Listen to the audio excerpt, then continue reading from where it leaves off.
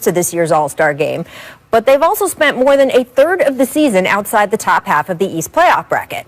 Ask the Celtics themselves, and they'll tell you they believe they're much better than their current record suggests. Although for a while against the Wizards last night, we were quite frankly getting evidence on both sides. At times, Boston looked extremely sharp. Check this Kemba 3 to give the Celtics an 11-point lead in the third quarter. Walker would finish this game with 21 points, looking a whole lot like his old before-the-knee problems self. And Daniel Tice also had a great game, 20 points, 9 rebounds. It's performances like that from the team's role players that Boston is going to need to go anywhere this season, and it was particularly timely last night with Jaylen Brown out with a knee injury. But for Boston to go anywhere this season, the Celtics will also need to clean up the careless stretches like the one that let the Wizards come storming back last night. In fact, Washington led by 8 with under 3 minutes to go, thanks to yet another blistering performance from Bradley Beal, who would finish with 46. Yet instead of folding, Boston stood its ground. Jason Tatum, in particular, was just a monster. Check the turnaround fadeaway 3. Pretty good. Then some repeated old-fashioned head-down drives to the basket, and check what happens around the 15-second mark. Tatum crashes to the floor, which means the court gets some sweat on it, sweat that Beal then slips on a few seconds later, which lands him with his feet out of bounds. And how did Bradley feel about this? Like some of the goofy shit I ever seen in my life. Slipped out of bounds. Gave Tatum 3 layups at the end of the game.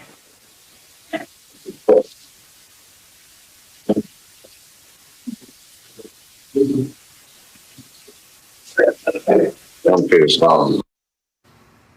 Yeah, he said 3 layups for Tatum, and here's the third. Fantastic reverse there. That put Boston up by 1. And while the Wizards then had the ball and nearly 5 on the clock, watch the Celtics sideline here. The coaching staff recognizes Washington's set here. It's the same one that helped the Wizards beat Denver recently, and they start yelling instructions, telling players Beal is going to curl to the corner and that no one should switch. The heads up allowed Boston to trap Beal in that corner. Brad couldn't get a shot off, and boom, Celtics win. Got a shot off, couldn't get a good shot off. Hit it too. Afterward, Brad Stevens praised Tatum's, quote, will to win, saying it's been a tough month for him, but that this team has kept its connectedness and its belief. The Boston Celtics see themselves as one of the NBA's better teams. And while the jury may be still out for the rest of us, last night was certainly another step toward at least making their case. So, Richard, where are you on that? Do you believe in this Boston Celtics team this year? I do believe in them. Like, do I think that, they need to improve a ton if they're going to make a similar run that they made last year? I do. They have 2 young stars that are growing together, that are learning how to be leaders. And you saw Jason Tatum took over after being up, being down, not having a great month, all the reasons to kind of, go a different direction, and he took over. And so just based off of that, you got to believe in him. I believe, and Richard will tell you, the season doesn't start till after the All-Star break. Right. And if you think about it, their core of Marcus Smart, Kemba, Tatum, and Brown have only played 2 games together this year, so they still haven't got that chemistry and that timing down that they need, and they will get post All-Star break. And they're still right in the thick of things. I think it's 17-17. There's 3 teams, Toronto and Miami are kind of all in the thick of things, and I see all of them, trending up after All-Star break. But I'm definitely believing in the Celtics and looking forward to their rise second half of the season. Well, look, they're playing in the East, whereas we keep noting only a handful of teams, even over 500. Oh, boy, we'll get to that a little bit more later in the show. But look, I think that if you get what you get last night, if you get Kemba looking like Kemba Walker, if you get role players playing to their ability, if you get Jaylen Brown back, this is a team that could do something. The thing is, though, they are going to be hard capped this year. So I'm interested to see what they do at the trade deadline. Do they use that trade exception they got out of the Gordon Hayward deal? Do they wait to do it this summer so they give them more flexibility this summer? I can't tell yet whether Danny Ainge feels this team really can make a run. So how much is he going to invest in them? And then, of course, we're getting ready for Marcus Smart to come back, too. I think one thing, too, is I think we're underestimating Marcus Smart's importance, and it doesn't always show up in the numbers. But Tatum's numbers and Brown's numbers offensively are down with Marcus Smart out, because he does kind of the Clay factor, where Clay would always take the top scoring guard and kind of help save Steph a little bit. Marcus Smart does that for both those wings. Both those guys play defensive, but that's Marcus's job. And I think his leadership and the little things that don't show up on the stat sheets are really overlooked with his absence right now. Yeah, no, I 100% agree. Marcus Smart, and you see that. We've seen it with COVID. We've seen it with injuries. We've seen so much. So this year, it's tough to really judge almost any coach, right? Like Utah, who is rolling through the league, they've only had 3 different starting lineups. They've had no COVID and no injuries, and they're a very good team. So that's why. And so other teams that have dealt with it, even if they're a very good team, you could see a big drop. You said coach. You mean the blowback on Brad Stevens right now in Boston because it's loud and windy at the moment. Marcus Smart, also a lot of playmaking for the Celtics, too, that they're missing there as well. All right. Let's go to the other side of that game because it's time for another edition of our favorite news show. I love this. Go ahead. This is the true story. True story. Of 17 strangers. Picked to play on a team. We're all adults. Work together. I can't do you guys' job. You guys can't do my job. And have their lives taped. It's frustrating. Find out what happens when people stop being polite. And start getting Beal. I know, dog. The Beal world. DC. First of all, I hear that G-Wiz is a terrible, terrible roommate. I'm just going to put that out there. Before Sunday's last-second loss to the Celtics, the Wizards had won 7 of their last 8, and they're only 2 games back of earning a spot in the play-in game. So, Matt, should Wizards fans see the glass as half empty or half full right now? Definitely half full after the way the season started. And I think, too, and kind of our job is, what have you done for me lately? They got off to a terrible start, but we're forgetting Russell Westbrook they had to get used to Russ. Russ is a star, a future Hall of Famer, but his style of play is something you have to get used to, and he had to get used to Bradley Beal. So I think, they're off to they're playing a lot better. I would believe half full. It's not like we're saying this team is going to make a championship run, but they're definitely capable of making the playoffs in the East. Yeah, I agree. I think if you look at how a team is played, to Matt's point, look at how they're trending, and they're trending in a positive direction.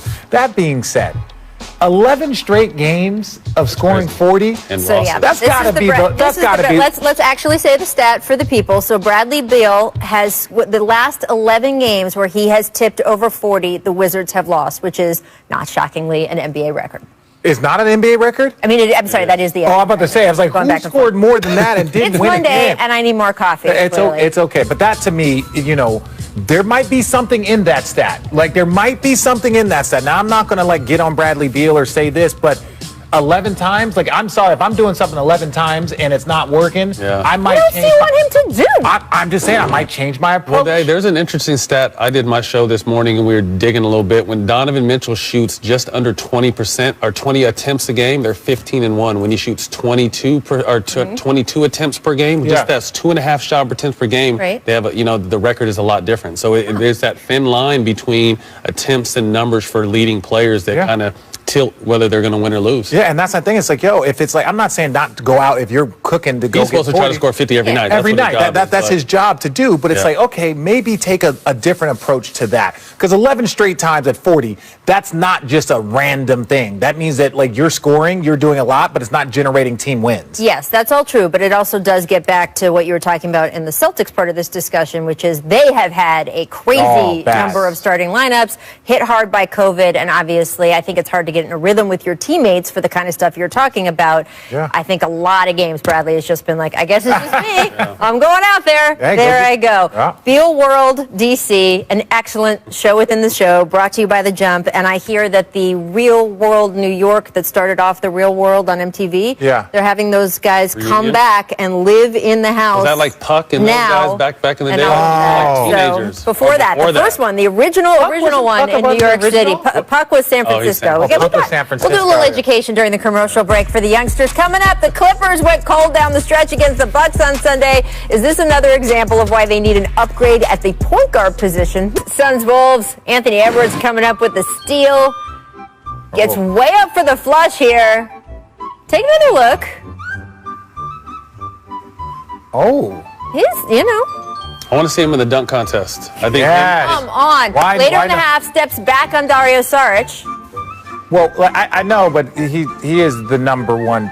But okay. This is what you expect. Would you like a list of number 1 picks that didn't work out? Because it's longer. Yeah, but but the list of ones that have is longer than the ones that haven't. That's true. This kid's a dog. I like him. He can play.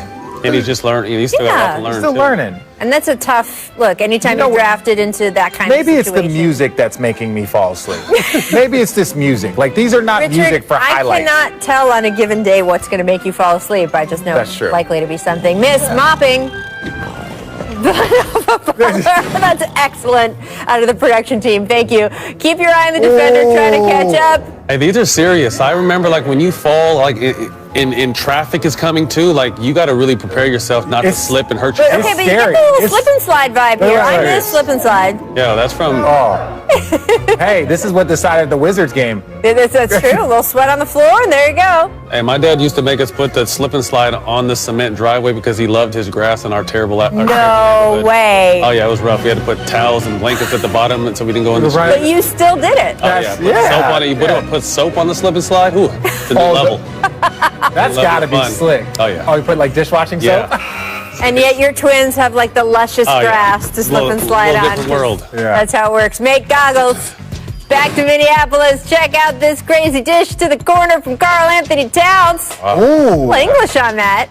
Okay. And he made it too? All right. Happy to see Towns back, man. It's just been a tough Yes. year and a half for him. And, you know, he just beat it himself. Happy for him, but obviously prayers to him. No one in the NBA has had a worse 18 months than Karl Anthony Towns. He deserves all the shouts right now. Let's do it. Welcome back, big fella. Now, D'Angelo Russell gets back soon, too. All right, Miss Balance. Let's go Jazz Magic. Jordan Clarkson, Sixth Man of the Year, dropping Michael Carter. Gotcha. Little spin move there. Oh, Gotcha.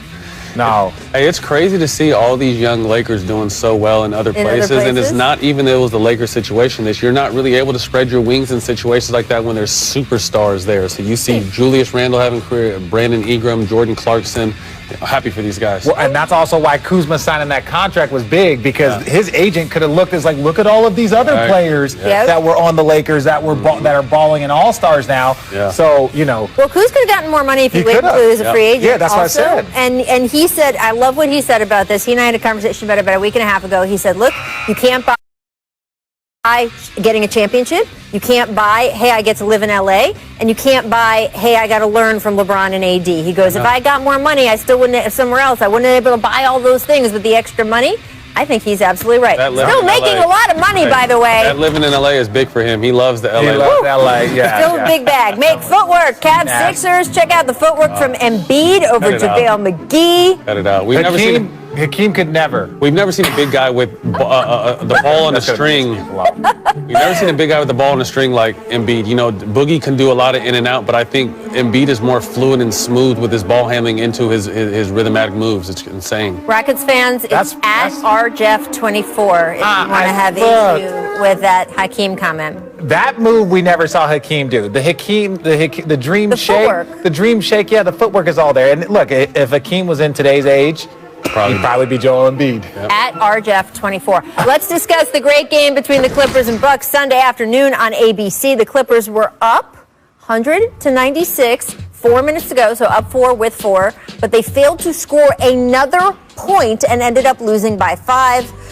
Look, Richard, we've been talking about this all season. The point guard position, they need a floor general out there, but they are really capped in terms of what they can do at the trade deadline because they've given away all their picks. Yep. So really it's buyout market. And what do you think they need to do at this spot? What is that face for? That face is like, you know, people get mad. Oh, well, what about the Clippers? What about the Clippers? And then Paul George gets a lot of heat. I understand Kawhi gets a pass, but Kawhi needs to start getting talked into this a little bit because Kawhi is a part of the problem as much as Paul George, even more so because Kawhi is considered a better player. The point guard spot is more of the problem? No, 0 for 9 for those two has nothing to do with the point guard spot. Like they've had this similar point guard situation over the last couple of years, and they were still favored last year. Now we're trying to figure out why. Do last year? I think the point, and this is not a knock on Beverly, but to me, your point guard either has to be a scorer or a playmaker, and he's neither. You know, he's one of the best on-ball defenders we have in the league. I think he would be even better suited at the 2 if that was available, but it's not available. But coming off the bench, they need to, but their hands are tied with the contracts to get, these two superstars they got. So you can look at a Rubio or an Eric Bledsoe, possibly packaging who's the kid they got from Duke? What's his name? Kennard. Yes. Possibly packaging a Kennard because they gave him some nice money. But I feel like they definitely need to address that point guard situation. Although the point guard situation, like Richard said, had nothing to do with these guys going 0 for 9 down the stretch. Okay, look, I'm not making excuses for anyone, and I don't think, and look, Paul George has taken the heat in every moment this season. Right. He has been there for it, so I'm not giving those guys a pass. Yeah. But I do think it matters who you have setting you up, the playmaking, it matters. And if you look at Kyle Lowry with Kawhi in Toronto, it changed what was possible there. Yeah. Now, Kyle Lowry, I don't think is necessarily even going to be available from the Raptors. There's some question about that, but the Clippers don't have the assets to get him. But even if you look at last year in the bubble with what Rondo did returning for LeBron and taking the burden off LeBron, where LeBron wasn't the only playmaker on the floor. Like, these two guys are your scoring 2 and 3, and they have to be playmakers and point guards as well. So like I said, love Patrick Beverley, his tenacity, his mindset, his defensive presence, but they definitely need to upgrade the point guard. Not a knock on Pat Bev. He does different things. Absolutely. He does. And it doesn't always show up in the numbers, too. He's someone I would definitely go to war with, but as a starting point guard on a team that's possibly a championship caliber team, I think they need to upgrade the point guard You're spot. not here for it. You're just, no, that face. We look at 0 for 9 and then we say, oh, well, they need a point guard. This has been a conversation the whole season, though. No. All right, let's move on because they need to play better. They need to play better. There you go. Stick with us. After getting blown out by the Lakers, Steph says, quote, teams want to beat us and beat us bad. Is that BS or real talk? These guys are going to have signs. They will tell you. They're back in the studio, people. Also, Luca told me after snapping, the conversations were happening during commercial breaks. Mics that are was always during hot. a commercial. Mics are always hot. Mics are always hot. That's great. It's real. Oh, man. Matt and I have been playing against each other since we were 15, 16 years old. Like his California team with Deshaun Stevenson, Carlos Boozer, they were loaded. And we were the little Arizona nerds. And then Rich came on the scene and dominated. Yeah. Very impressive. Just because they didn't know me. That was it. No pickup, apparently, after this show. That's the breaking news. All right, guys, it's time for Bring It. The ball deserves to go on the crowd after a bull move like that. I think it's bullshit. I just thought it was bullshit. Don't give me that crap!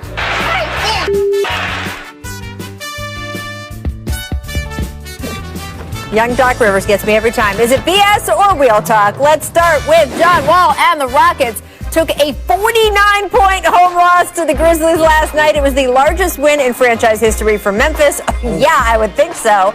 Wall was asked about the loss after the game and simply said this blank terrible. I'm not gonna say any of it because I'm not getting fined.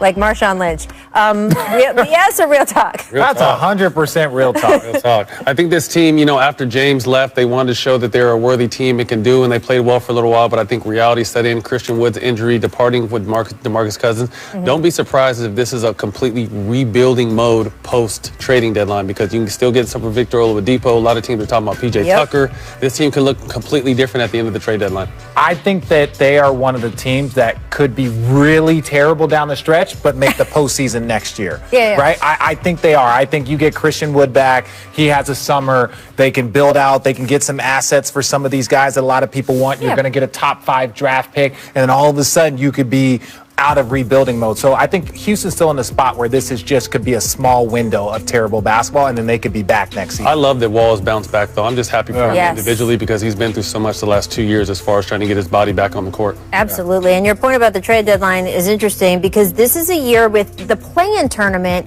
You have more teams that are going to at least stand pat. Even if they're not buyers, they're not going to be sellers because they think they can get in at least to a play-in game. And you have teams, frankly, especially in the Eastern Conference, who have not been in the playoffs in a long time. So getting that play-in spot means something to them. So they're not going to be sellers in the same way. So if you're Houston and you can be a seller, and Woj reported over the weekend that Victor Oladipo turned down a contract extension. So he's an expiring and is definitely someone who you might see moving out there. They could be in an advantageous position because there's not going to be as many sellers out there, which means and Tucker's been waiting on his new contract for 2 years and it hasn't happened, so he's not happy either. So we'll see what happens. All right, let's move on to the Warriors because also got blown out. Lakers did that last night. Steph Curry was asked after the loss. He's well aware the Warrior championship run has made them a target. Take a listen. We have to remember that even when we're playing well, we won 3 in a row. Teams still want to beat us and beat us bad. They still have, a lot of memories from the last 5-6 years. Just want to clarify there, he meant games, not championships. 3 in a row. BS or real talk? Real. This is the realest talk I've heard in a long time. I mean, people took that dynasty run personally because they were stomping on people and taking names that whole entire time and dancing and celebrating and winning championships. People don't forget that, So until they right this ship, people are going to take pride in trying to beat the Warriors down every single night. And one thing that we gloss over because the game has changed. Remember all of the turning around and high-fiving each other because Steph is that good of a shooter? Like 90s basketball players, early 2000 players, that would have been a fight. That would have 100% been a fight, but the rules are changed and all that stuff is good and fine. Now other players are doing it, and that's where he's changing. It's a great point, though, because back in the day, you could never. So the point is, they were doing some quote-unquote historically disrespectful stuff on the court and whooping you, and there was nothing you could do about it. And backing it up. So now that you're down, oh, no.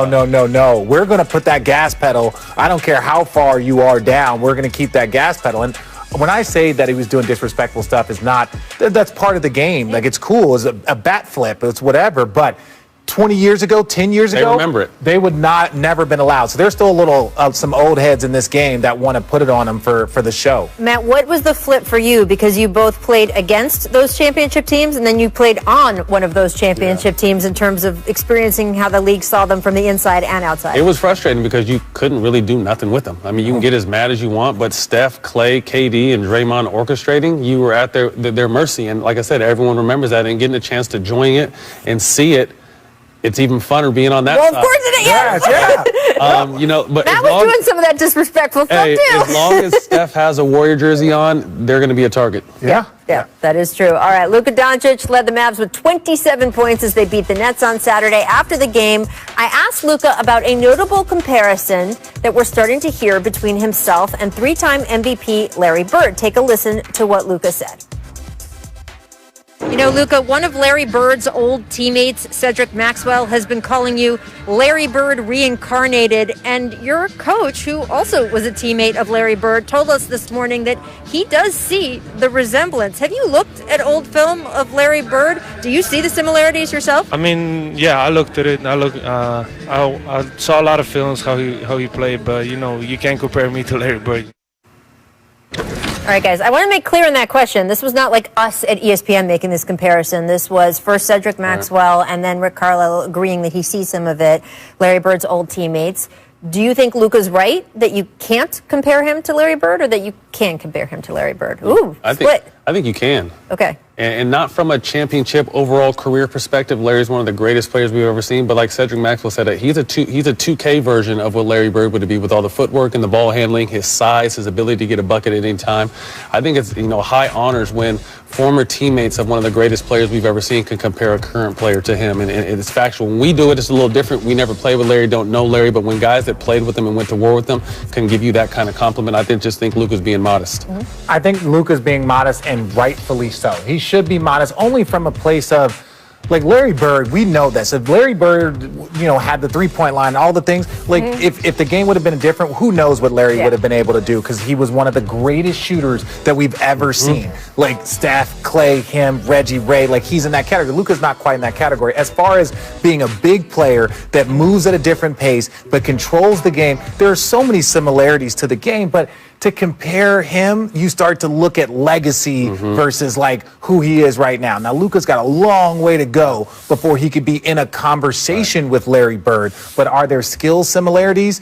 Yes, but I think Luka's doing the right thing by not I see that he's my favorite player. That's who I want to be like, and my goal is to be better than Larry Bird one day. And it's just and then people start killing him for that. Right. You know what I mean? So I think Luka definitely played it right. But as in our position, I think we can say it. I think Luka did the right thing because, like I said, if he said what Richard just said, you think you're Larry, you're this. You know how social media in this world is. But Luka definitely has a lot of similarities, and it's going to be exciting to see him stay healthy and do what he does. Well, there's fans who obviously think that Luka is going to have a Larry Bird-like career because I'm up there too. I think so too. He had the top-selling ever NBA card. Am I getting that right, Producer Danny? More than $4 million.